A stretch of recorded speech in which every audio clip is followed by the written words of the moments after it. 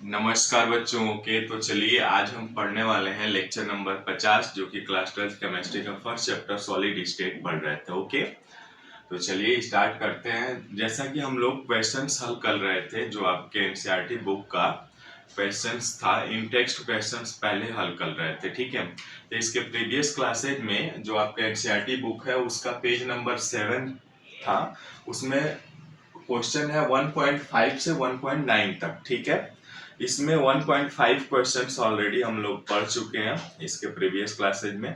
ठीक है, वीडियो का लिंक डिस्क्रिप्शन में है या आप प्लेलिस्ट से जाकर के देख सकते हैं। ठीक है, तो चलिए आज हम उसी के आगे क्वेश्चन नंबर 1.6 हल करने वाले हैं। ठीक है, तो देखिए क्वेश्चन नंबर 1.6 क्या कह रहा है।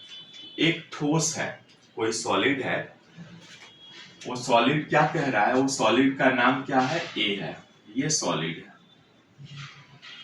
ठीक है, अब कह रहा है यह क्या है, अत्यधिक कठोर है, रिजिड बॉडी है।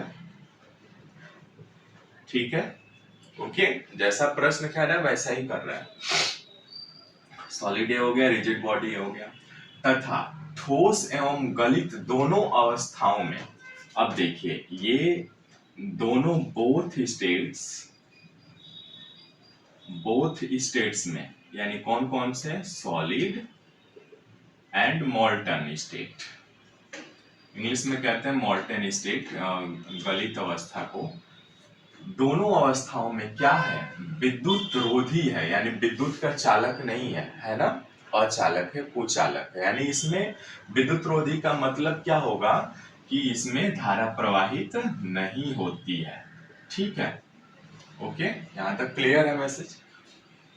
और अत्यंत उच्च ताप पर, अब देखिए एकदम हाई टेम्परेचर पर पिघलता है, मेल्ट हो जाता है ना। तो यह किस प्रकार का ठोस है, किस प्रकार का ठोस है हमें बताना है। ठीक है, इसके प्रीवियस क्लासेस में हमने क्वेश्चन 1.5 में भी देखा था, तो वहां पे क्या देखा था आपने कि SiC सिलिकॉन कार्बामाइड देखा था ना, ये किस प्रकार का ठोस था, कोवैलेंट सॉलिड था ना, या नेटवर्क सॉलिड जिसको आप कहते हैं।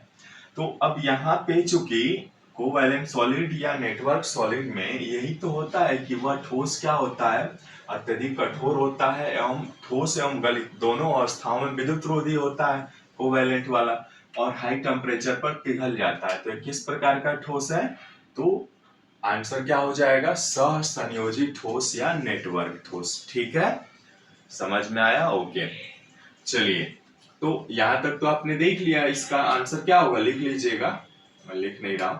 ठीक है, सहसंयोजी ठोस या आपका नेटवर्क ठोस। ठीक है, अब चलिए आगे, अगला कह रहा है कि आयनिक ठोस गलित अवस्था में यानी मॉल्टेन स्टेट में विद्युत के चालक होते हैं। आयनिक ठोस, हम जानते हैं कि आयनिक ठोस के बारे में यदि आप जानेंगे तो क्या होता है आयनिक ठोस, आयनिक ठोस क्या होते हैं आप ही बताइए। आयनिक ठोस गलमोल्टेन स्टेट में विद्युत के चालक होते हैं, यानी इसमें धारा प्रवाहित होता है, परंतु ठोस अवस्था में नहीं। व्याख्या कीजिए। अब व्याख्या क्या करना, ये तो ऐसे ही आंसर बता दिया। देखिए आयनिक ठोस, जो आयनिक सॉलिड्स होते हैं, वो आयनिक सॉलिड्स डिसोसिएट होकर यानी वियोजित होकर के क्या देते हैं, पॉजिटिव आयन देते हैं ना। अब पॉजिटिव आयन देते हैं, इसीलिए तो इनके और क्या होते हैं, गतिशील हो जाते हैं, यानी ये विद्युत के चालक होने लगते हैं, यानी चालक प्रदर्शित करते हैं। लेकिन ऐसा ही ठोस अवस्था में ये नहीं होता है। ठोस अवस्था में आप जानते हैं कि इनके जो अवयवी कण होते हैं वो not too free to move होता है ना, यानी गति करने के लिए स्वतंत्र नहीं होते हैं, इसीलिए यह क्या होते हैं, विद्युत के चालक नहीं होते हैं। तो ये चीज ध्यान रखिए। तो बहुत आसान क्वेश्चन है, आप जानते भी हैं। इसके 1.5 में हम लोग डिस्कस कर चुके हैं, आप वहां से यदि हिंट किए होंगे होमवर्क में तो आप बना लिए होंगे। ठीक है, कमेंट्स में जरूर बताइएगा कि कौन कौन से बच्चे बना चुके हैं। ठीक है, अब देखिए आयनिक ठोस यानी मॉल्टेन स्टेट में विद्युत के चालक होते हैं। ये क्यों होते हैं, क्योंकि ये आयनिक ठोस वियोजित होकर के धनायन देते हैं और यह गति करने के लिए क्या होते हैं, स्वतंत्र हो जाते हैं। तो इसलिए इसमें ये विद्युत के चालक होते हैं, परंतु ठोस अवस्था में इनके कंस्टिट्यूएंट पार्टिकल्स यानी अवयवी कण स्वतंत्र नहीं होते हैं घूमने के लिए। ठीक है, तो यही व्याख्या करना था, आपने व्याख्या कर लिया। ठीक है, ओके, क्लियर है। अब चलिए, किस प्रकार के ठोस विद्युत के चालक, आघात्यवर्ध और तन्य होते हैं। अब देखिए यहाँ पे ये बहुत इंटरेस्टिंग क्वेश्चंस है। कह रहा है किस प्रकार के ठोस। अब ठोसों के प्रकार में हमने देखा था, आयनिक सॉलिड्स देखा था, कोवैलेंट सॉलिड्स देखा था, मेटालिक सॉलिड्स देखा था, है ना। आपके और भी आणविक मॉलिक्यूलर सॉलिड्स भी देखा था, उसमें polar, non polar, hydrogen bond, ये सब देखा था हमने। ठीक है, अब किस प्रकार के ठोस विद्युत चालक, आघात्यवर्ध और तन्य होते हैं। देखिए, विद्युत चालक यानी कंडक्टर होते हैं, आघात्यवर्ध यानी मैलिएबल, जिनको की क्या करते हैं, तन्यता का गुण भी प्रदर्शित करते हैं आघातवर्ध का, और तन्य होते हैं यानी जिनको मोड़ करके कुछ और भी बनाया जा सकता है। ठीक है, अलग अलग कलपुर्जे वगैरह। अब इसमें ये किस प्रकार के ठोस में होता है बताइए जरा। ये तो क्लियर आप जानते हैं, कौन सा, मेटालिक सॉलिड्स। मेटालिक सॉलिड्स में ऐसा होता है, हम जानते भी हैं। ठीक है, अब देखिए अगला क्या कह रहा है, लिख लिए ना ये, कांच को अतिस्थितित द्रव क्यों कहते हैं। ये सबसे इंटरेस्टिंग क्वेश्चन है और ये पूछा भी गया है बच्चों। ठीक है, कांच को यानी why is glass considered as a supercooled liquid क्यों होता है।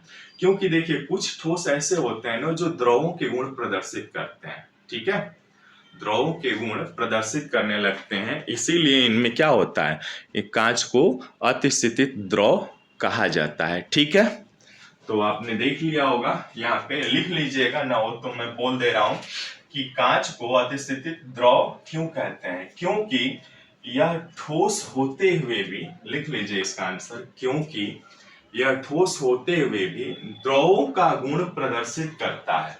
ठीक है, यह ठोस होते हुए भी द्रवों के कुछ गुण प्रदर्शित करते हैं। द्रवों के समान इसमें प्रवाहित होने का गुण होता है। द्रवों के समान इसमें प्रवाहित होने का गुण होता है। इसका यह गुण पुरानी इमारतों के कांच में देखा जा सकता है। देखिएगा, ये जो भी पुरानी बिल्डिंग होती है ना, उनके कांच में इनका यह गुण दिखाई देता है, क्योंकि नीचे देखते हैं मोटी परत हो जाती है। ठीक है, तो लिख लीजिएगा, एक बार फिर से बोलूं, क्योंकि यह ठोस होते हुए भी द्रवों के कुछ गुण प्रदर्शित करता है। द्रवों के समान इसमें प्रवाहित होने का गुण होता है। इसका यह गुण पुरानी इमारतों के कांच में देखा जा सकता है। यह केवल तभी संभव है जबकि यह अत्यंत मंद गति से द्रवों के समान गति करे। ठीक है, और यह जो है इसीलिए कहा जाता है क्योंकि कुछ जो होते हैं ना वो लिक्विड के गुण प्रदर्शित करने लगते हैं, इसीलिए इनको सुपर कूल्ड कहा जाता है। ओके, तो आज के लिए इतना ही क्वेश्चन करते हैं, फिर अगले क्वेश्चंस में हम देखेंगे और पढ़ेंगे। ओके, और यदि चैनल को प्लीज सब्सक्राइब, लाइक, शेयर नहीं किया है तो प्लीज कर लीजिए, क्योंकि यहाँ पे आपको ये सारे सिलेबस बहुत जल्दी कंप्लीट करने वाले हैं हम लोग। ठीक है, तो ओके, अच्छे से पढ़िए और आप अपना ख्याल रखिए, स्वस्थ रहिए, मस्त रहिए। ठीक।